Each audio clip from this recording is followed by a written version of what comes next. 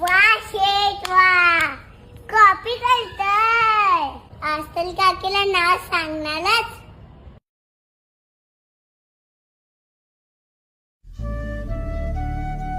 बाबा त्या दिवशी काय बोलत होते ते माहितीये? आपल्याला कंपोज झालाय, त्याला भ्रष्टाचाराची वाळवी लागलीये.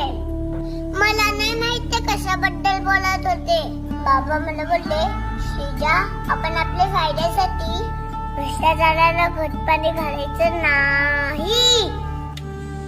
मला ते पण नाही समजलं, पण तुझी कॉपी सीमा काकीला सांगू नये म्हणून तू ही कॅडबरी मला दिलीस ना, तेव्हा मला समजलं ह्यालाच भ्रष्टाचार बोलत असतील.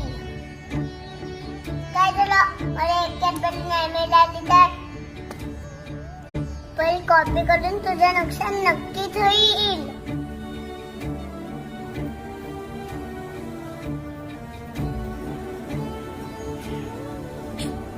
काय करते? बाबा बोलतात भारताचं भविष्य आपल्या खांद्यावर आहे, म्हणून खांदे बलवान करते.